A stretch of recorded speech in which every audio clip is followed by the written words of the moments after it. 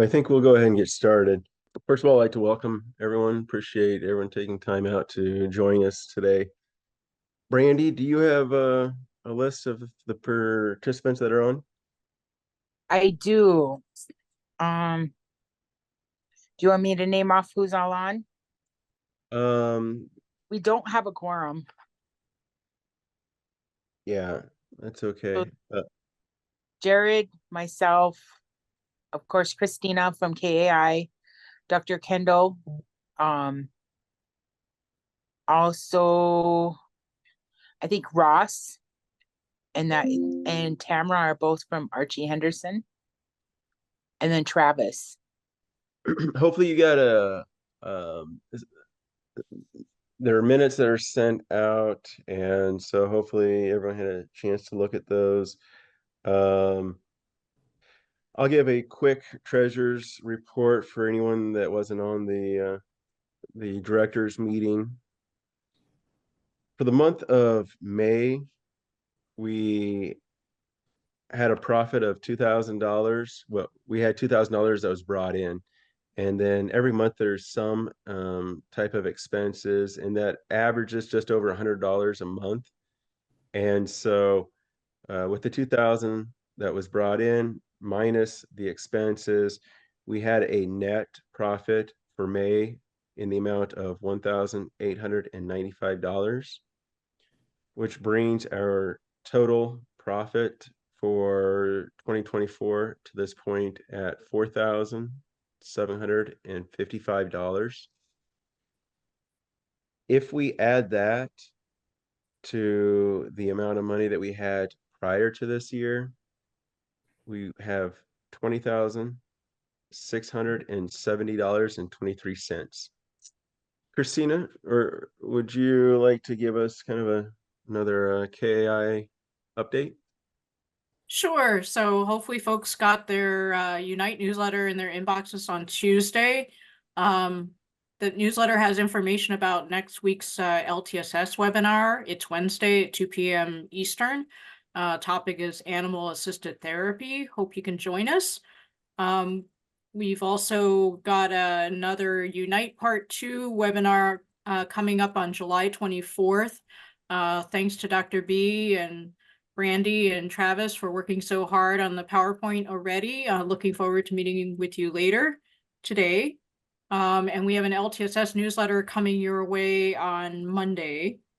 And I think that's about it. Thanks. Leading age. I think I know he had a message, but I think I saw some familiar faces. So hello. We did apologize for that. We have a good excuse. Janine and I were just on the phone with, I think, 26 to 27 of our summer enrichment fellows who are stationed in different member communities across the country, really introducing them to the world of aging services. And Janine just gave a great overview about our policy and advocacy work. And she'll give a bit of more of an update in just a second. I don't have a ton to share with you from the Leading Age national perspective, other than really mark your calendars for Nashville. It is coming up and it'll be here before you know it. Registration for the annual meeting will open on July 15th. And it is in Nashville from October 27th to the 30th this year. So we would love to see as many of you there as possible. And it's a great time to start thinking about whether or not you want to host your annual kind of meeting and discussion there as you did last year, and think a little more about how we want to do that. So that's actually really a great time to start thinking more about it. We can take that conversation offline at some point, but just planting the seed for you all, because that's what we have coming up. So please look forward to that. And then just always, as always, please just jump onto our website as often as you can to see updates about everything that we're working on. I'm going to throw it to Janine because she'll give you an update on the staffing mandate. Well, hi everybody. Welcome to June. Exciting. It's really hot here in DC. More ways than one. But I'm here to bring some really exciting news. So as of June 18th, Leading Age joined the lawsuit against the Department of Health and Human Services to stop the nursing home staffing. So you remember at the end of May, right around Memorial Day weekend, the American Healthcare Association publicly announced that they were suing HHS and through the state of Texas with 3 organizations, three nursing homes. One of them actually is a member of Leading Age, and so it took some time for us, but we were put forward that our decision to join to the lawsuit, and we publicly put that out there. I think it was a day or so later, but there's like a period of time to file all the paperwork, and so that's official as of June 18th. We are a co-plaintiff in that lawsuit.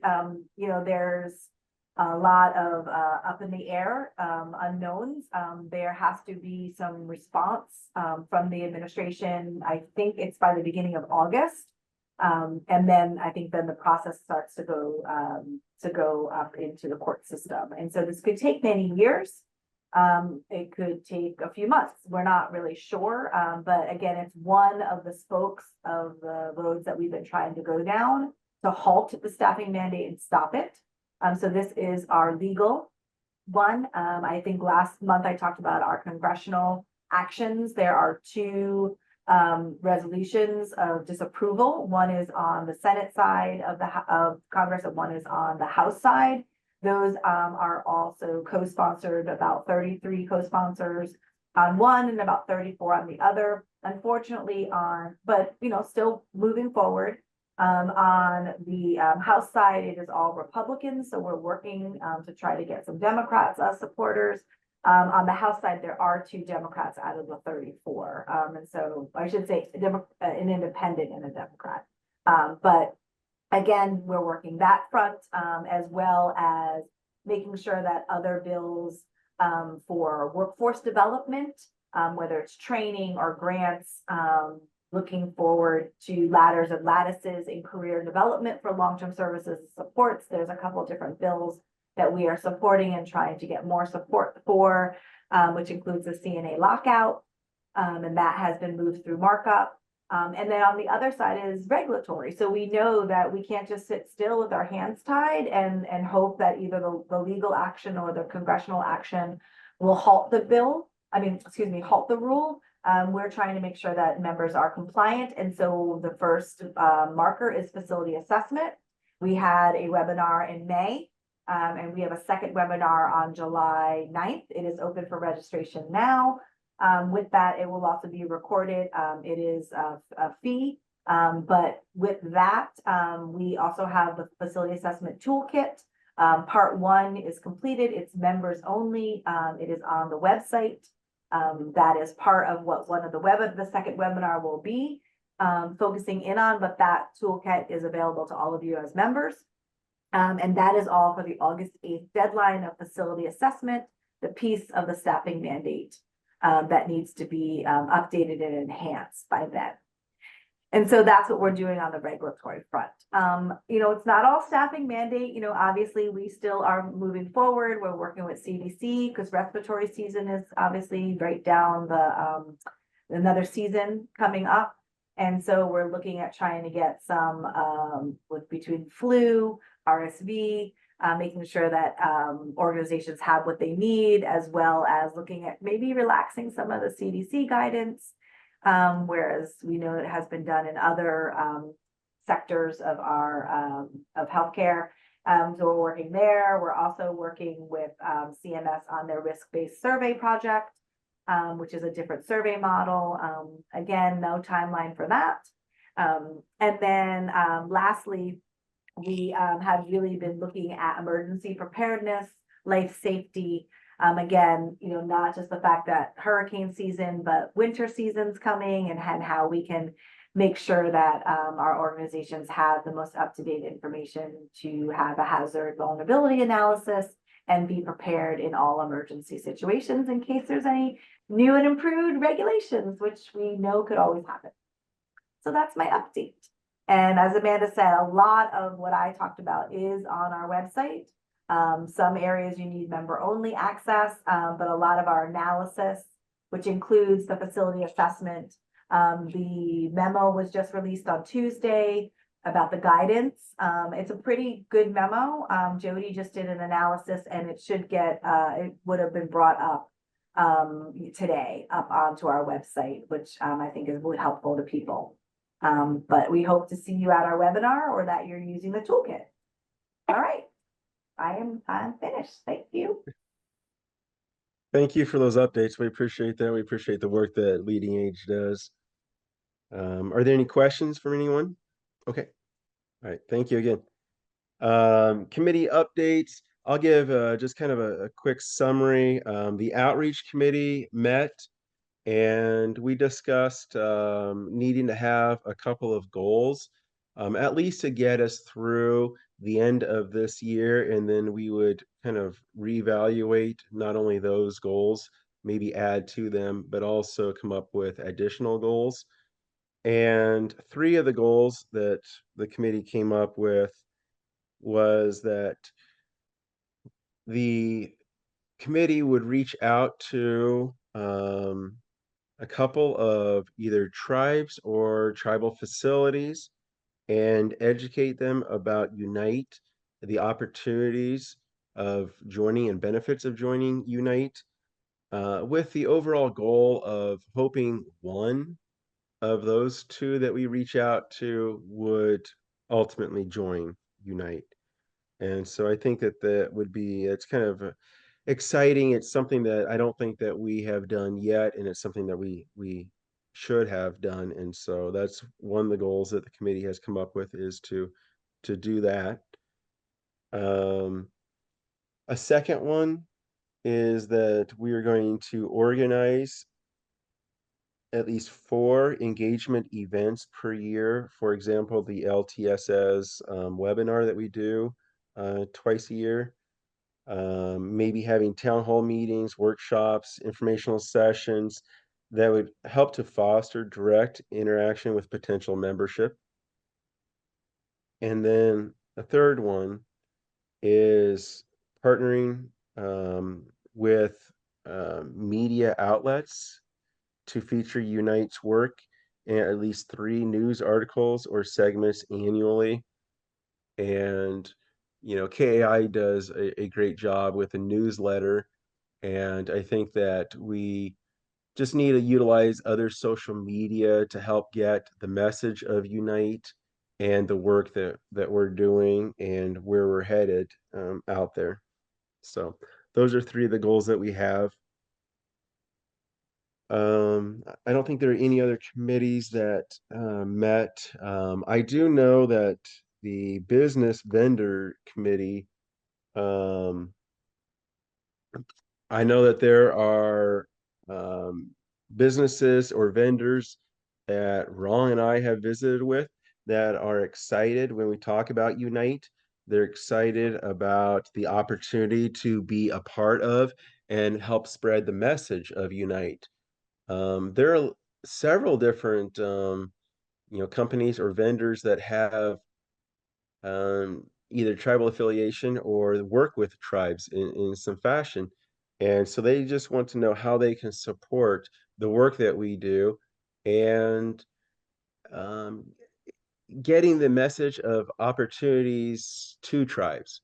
And so if they already have a good working relationship, then they might be able to help either bring some of us in or open up the lines of communication about, would this be something that would be beneficial to other tribes?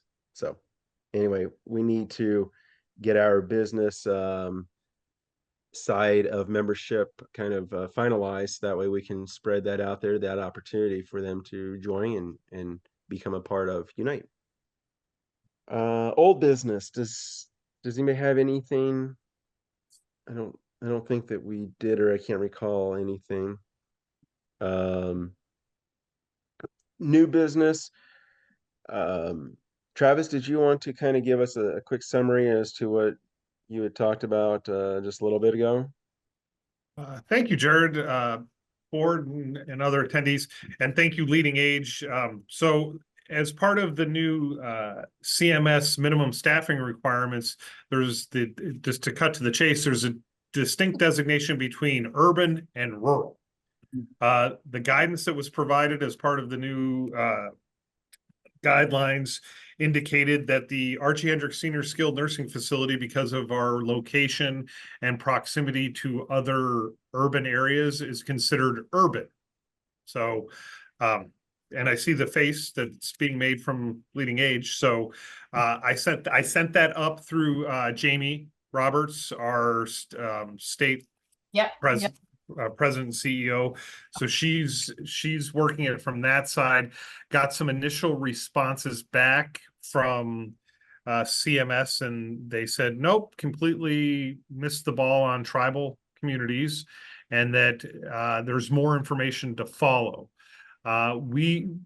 I've made multiple arguments based on the CFRs and other federal agency designations.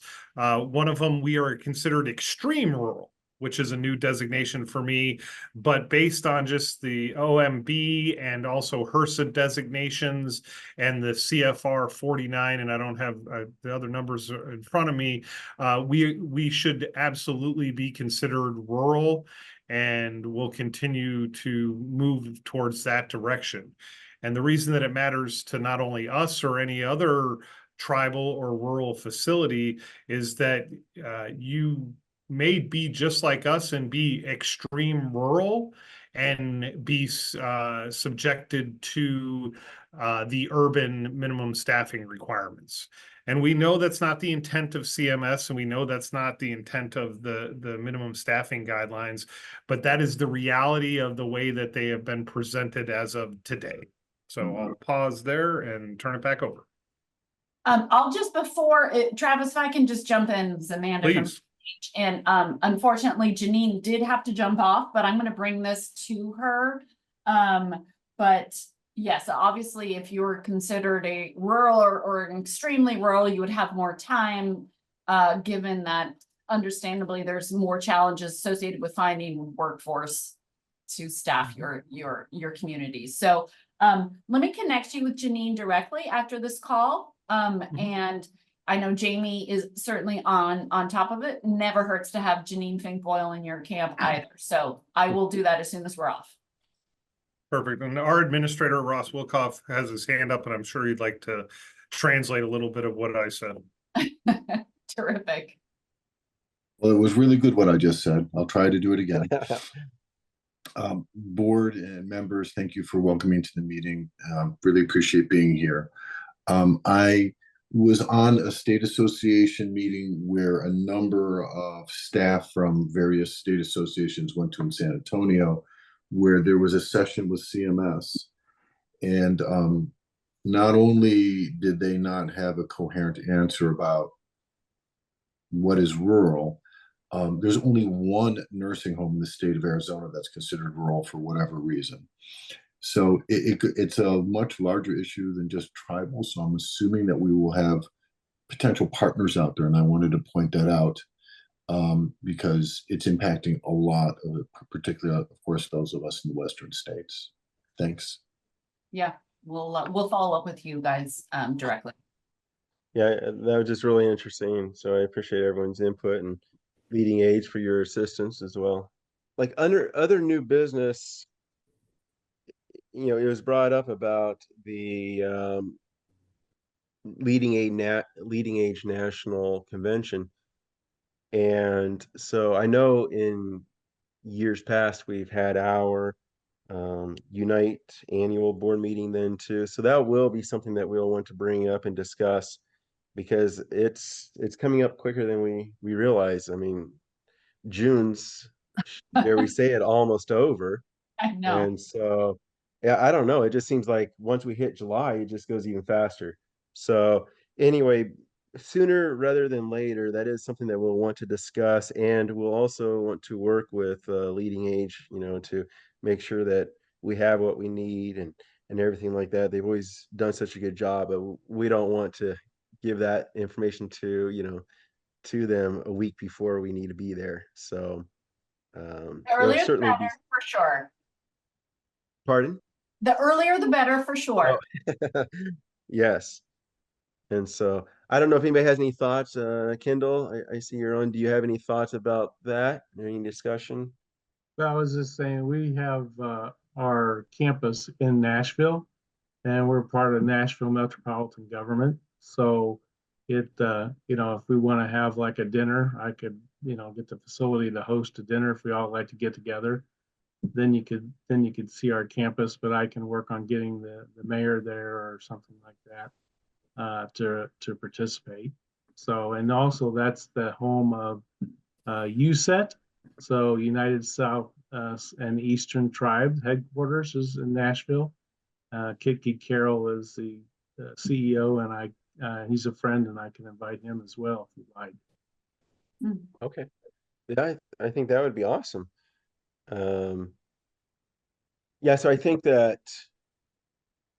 be really important that we discuss it. We only have, it looks like a fraction of our members, here and everything. So I think for sure next month we'll want to bring that up and maybe even take a vote on it if we have enough there, and make sure that we move forward so that way there's enough time for everyone to kind of put some plans and thoughts together, because Dr. B, I imagine it might take a little bit of time just to network with everyone and get all the timing lined up properly. Yeah, absolutely.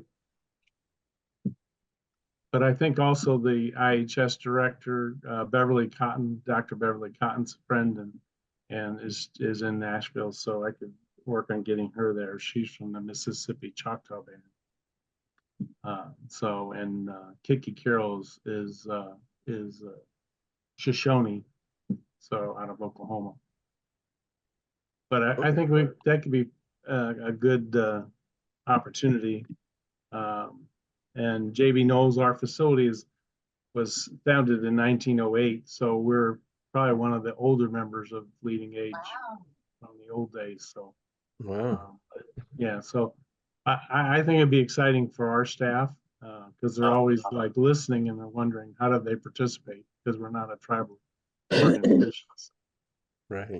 And I'll work on Meharry, and then also the chair of the TTAG, Dr. Judy Goforth Parker. I was just on the call with her this morning, and I could get her possibly to come in because her and I both graduated from Meharry in their public health policy school. So might be kind of a fun opportunity. Yeah, I kind of think that it sounds like it would be quite a good opportunity for U.N.I.T.E and for others that are excited about U.N.I.T E to get together. So I think that it would be great, but I think that's something that we'll have to certainly bring up for a vote and then move forward. So. Yeah, can't vote today, but Oh, I'm sorry. no, go ahead.